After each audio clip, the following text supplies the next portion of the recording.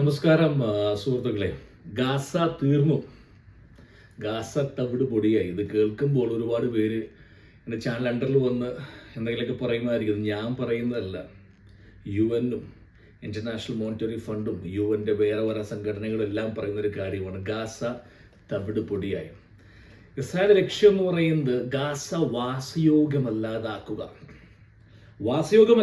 ഞങ്ങൾ താമസിക്കുക, മരിക്കുക, ഓടിപ്പോവുക, അത് നിങ്ങളുടെ ചോയ്സ് മാത്രമാണ്. ഗാസയിലെ അവശിഷ്ടങ്ങൾ ഏകദേശം 60ഓളം ടൺ അവശിഷ്ടങ്ങളാണ് ഗാസയിൽ കിടക്കുന്നത്. ആ അവശിഷ്ടങ്ങൾ എന്ന് പറയുന്നത് അവിടെ പൊട്ടാത്ത ബോംബുകളുണ്ട്, ആസ്ബറ്റോസ്, ടോക്സിക്കാണ്, ആസ്ബറ്റോസാണ് അവിടെയെല്ലാം.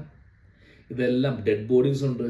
മിനിമം എത്ര വർഷം എടുക്കും നിങ്ങൾക്കറിയാമോ ഈ അവശിഷ്ടങ്ങൾ മാറ്റണമെങ്കിൽ? റീബിൽഡിംഗ് അല്ല, പുനരുദ്ധാരണമല്ല പറയുന്നത്. അവശിഷ്ടങ്ങൾ അവിടുന്ന് മാറ്റാൻ വേണ്ടി 5 ഓ 10 ഓ അല്ല 15 വർഷമെടുക്കും. ഞാനല്ല പറയുന്നത്, UN ആണ് പറയുന്നത്. 15 വർഷമെടുക്കും അവശിഷ്ടങ്ങൾ മാറ്റണമെങ്കിൽ. ബോംബുണ്ട്, ഡിഫ്യൂസ് ചെയ്യണം. അതിനുശേഷം ഇനി പുതിയൊരു ഗാസ എങ്ങനെയായിരുന്നു ഒക്ടോബർ 7 മുമ്പ്, അതിൻ്റെ ഒരു പകുതി പോലും ആക്കണമെങ്കിൽ 20-30 വർഷമല്ല, 80 വർഷമെടുക്കും ഗാസയെ അതുപോലെ ആക്കിയെടുക്കാൻ. ഇസ്രായേലിന്റെ ലക്ഷ്യം എന്തായിരുന്നു? ഒറ്റ ലക്ഷ്യം മാത്രമേ ഉള്ളൂ, ഗാസ വാസയോഗ്യമല്ലാതാക്കുക, ഓടിപ്പോവുക. അതൊക്കെ നിങ്ങളുടെ ചോയ്സാണ്. ഇന്ന് ഗാസയുടെ അവസ്ഥയാണ് കീടാ ജേസ് ഞാൻ പറയാറില്ല, പ്രാണികൾക്ക് തുല്യം. മൃഗങ്ങളാണെങ്കിൽ പോട്ടയം എന്ന് പറയായിരുന്നു. തണുപ്പത്ത് തണുത്തുറഞ്ഞ് ആയിരക്കണക്കിന് കുട്ടികളാണ് മരിക്കുന്നത്. ശരിയാണ്, ഒക്ടോബർ 7 ബർലേ വെച്ചു, അവർ പലതും പറഞ്ഞു, കൈയടിച്ചു. പക്ഷെ ഇതിൻ്റെ ഭാഗമല്ലാത്ത ഒരുപാട് ആളുകളും ഇതൊരു സ്മാരകമായി കിടക്കും. അടുത്ത 100 വർഷം ആരാലും ജയിക്കപ്പെടാത്തൊരു യുദ്ധത്തിൻ്റെ സ്മാരകം. അങ്ങോട്ട് പോയാൽ നമ്മൾ ചോദിക്കില്ലേ, യുദ്ധത്തിന് പോയാൽ പൂക്കാലമല്ല കിട്ടാൻ പോകുന്നത് മക്കളെ, തിരിച്ചു കിട്ടാൻ പോകുന്നത് ബോംബും എന്നായിരിക്കും. എല്ലാവരും നിങ്ങളീ പറയുന്ന നമ്മുടെ ഈ മീഡിയ വൺ അടക്കമുള്ള ചാനലുകൾ വന്ന് പറയുന്നുണ്ട് ഗാസ ജയിച്ചു. നിശബ്ദമായി നിങ്ങളുടെ ആളുകൾ ഇത് കണ്ടുകൊണ്ടിരുന്നു. 95% മുസ്ലിം ദേശത്തിലെ ജനങ്ങളും ഗാസയ്ക്ക് അനുകൂലമാണ്. ടർക്കി, നിങ്ങളുടെ ആത്മീയ നേതാവ് നിങ്ങൾ വിളിച്ചു, ടർക്കി പോലും, എഡ്രോഗൻ പോലും നിശബ്ദമായി അതിന് അനുമതി കൊടുത്തു. നടക്കട്ടെ മനസ്സിലാക്കുക. അവസാനം എന്തായി തീരും? എന്തുകൊണ്ടാണ് ഖത്തർ പേടിച്ചു പിന്മാറിയിട്ട് ഈ പറഞ്ഞ സന്ധ്യ സംഭാഷണത്തിലേക്ക് തിരിച്ചു വന്നത്? ഖത്തർ ആ ദിവസങ്ങൾ പറഞ്ഞു, ഞങ്ങൾ എല്ലാവിധ ബന്ധങ്ങളും ഇസ്രായേലുമായി അവസാനിപ്പിക്കുന്നു, ഇനി ഞങ്ങൾ സന്ധ്യ സംഭാഷണമില്ല. ഇസ്രായേൽ വളരെ ക്ലിയർ മെസ്സേജ് കൊടുത്തു, അടുത്തൊരു ഗാസ, ദോഹയെ ഞങ്ങൾ ഗാസയെ മാറ്റും, അടിച്ച് തവിട് പൊടിയാക്കിയിടും. ഇത് ഞാൻ പറഞ്ഞു, മാനുഷികത എന്നൊക്കെ പറയുമ്പോൾ തീർച്ചയായിട്ടും ഇസ്രായേൽ തെറ്റുകൾ ഉണ്ടായിട്ടുണ്ട്, യാതൊരു കുറ്റവും ഞാൻ പറയാൻ സാധിക്കില്ല. അതിനുശേഷം സ്റ്റബേൺ അവരുടെ ലക്ഷ്യം നടപ്പിലാക്കി. ഇനി എന്താ നടക്കാൻ പോകുന്നത്? ഇസ്രായേലും ഈജിപ്തും UK-യും എല്ലാം കരാറൊപ്പിട്ടിരിക്കുകയാണ്. വാതക പൈപ്പ് ലൈൻ ഗാസയിൽ വാതകമുണ്ട് എന്നാണ് പറയുന്നത്. നാളെ അവിടെ ഓഫ് റോഡ് ഡ്രില്ലിംഗ് ആരംഭിക്കും ഇവരെല്ലാവരും കൂടി, ജനങ്ങളെ ഒഴിപ്പിച്ച്. ഇതാണ് അവസ്ഥ. ഇതിലേക്കാണ് എത്തിച്ചേർന്നിരിക്കുന്നത്.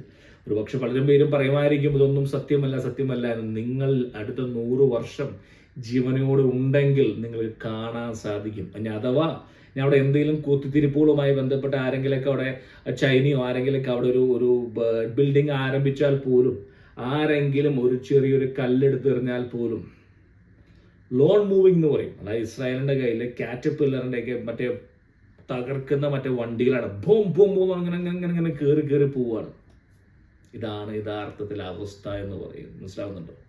ഈ അവസ്ഥയിലേക്ക് എത്തിച്ചിരിക്കുന്നത് എല്ലാവരും കൂടിയാണ്. ഇസ്രായേൽ മാത്രം നിങ്ങൾ ആരും കുറ്റം പറയേണ്ട. എല്ലാ മുസ്ലിം ദേശങ്ങളും, UAE-യും, നിങ്ങളുടെ റഷ്യയും, അല്ലെങ്കിൽ നിങ്ങൾക്ക് ആരാധിക്കുന്ന ചൈനയും എല്ലാവരും മൗന അനുവാദം കൊടുത്തിരിക്കുകയാണ്.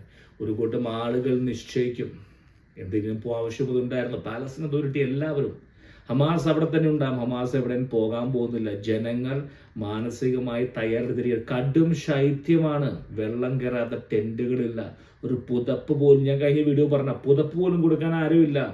എത്ര കാലം ഈ പറയുന്ന ഗാസയുടെ പേരും പറഞ്ഞുകൊണ്ട് തെരുവുകൾ അഴിഞ്ഞാടും? 1 വർഷം, 2 വർഷം, 3 വർഷം, പിന്നെ പയ്യെ മറന്ന് ജനങ്ങൾ വേറെ ലെവലിലേക്ക് പോകും. ഇപ്പോൾ ഈ പഴയ പോലില്ലല്ലോ. ഇപ്പോൾ എവിടെയാണ് ആഘോഷങ്ങൾ? എവിടെയും ഇല്ല. ആർക്കും ഗാസയെന്ന് കേൾക്കാനും പോലുമില്ല. മീഡിയനും പോലും വിഷയം വിട്ടു. ഇപ്പൊ മീഡിയ കൊണ്ട് ഇപ്പോൾ ദില്ലിയിലെ ക്രൈസ്തവർ ആക്രമിക്കുന്നതിന് പുറകിലാണ്. അവർ അവസാനിപ്പിച്ചു. മാസത്തിൽ 1-2 ഒരു ന്യൂസുകൾ മാത്രം കൊടുക്കുന്നു, അതിന് വർഷങ്ങളിൽ ഒന്നായി മാറും. പക്ഷേ അവിടെ നിവസിച്ചിരുന്ന ജനങ്ങളുടെ എല്ലാം നഷ്ടപ്പെട്ടു പോയി. ഇസ്രായേൽ അവിടെ ഒരു വല കുറ്റി, മറ്റേ നമ്മുടെ കുറ്റി പോലെ, കേരളയിലെ കുറ്റി പോലെ കുറ്റി അടിച്ചിരിക്കുകയാണ്. ആ കുറ്റിക്ക് അപ്പുറം, ഞങ്ങളുടെ കുറ്റിക്കിപ്പുറം മുഴുവൻ കൂമ്പാരങ്ങൾ മാത്രമായി മാറ്റിയിരിക്കുന്നു. ഇതെല്ലാവർക്കും ഒരു പാഠമാണ്.